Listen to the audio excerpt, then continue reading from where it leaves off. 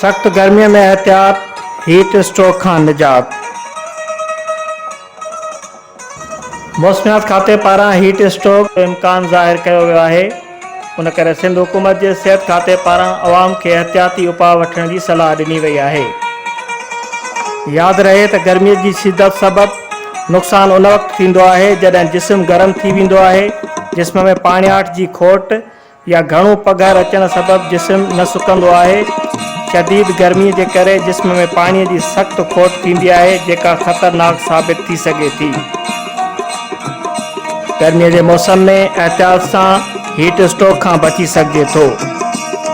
वधि खां वधि पाणी पीओ, थधे ऐं हवादार जॻह ते वेहो, उस में घणो वक़्तु कम खां परहेज़ कयो, ॿाहिरि निकिरण वक़्तु मथो ढकियो ऐं उस खां बचण लाइ छटीअ जो इस्तेमालु कयो।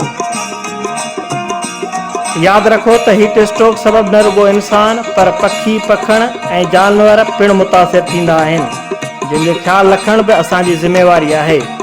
जानवरनि खे बार बार पाणी पियारण सां गॾु छांवरे में ॿधो ऐं पखियुनि लाइ ठिकर जे थांव में पाणीअ जो ख़ासि बंदोबस्तु कयो।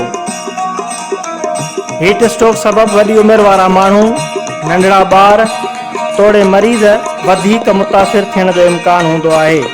उनखां सवाइ पोरियत, हारी, मज़दूर ऐं जंग में माल चाढ़ींदड़ धनार पिणु हीट स्ट्रोक लॻण सबबि ख़तरे में हूंदा आहिनि।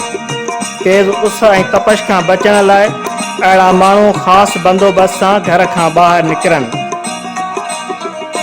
जेकॾहिं खुश्की, मथे में सूर, हर उञ लॻण, कमज़ोरी, बेहोशी, चकर अचणु, थकावट जहिड़ियूं अलामतूं ज़ाहिर थियनि त फ़ौरी तौर ते सिहत खाते जे वेझे सिहत मर्कज़ ते मौजूदु डॉक्टरनि सां राबितो करियो।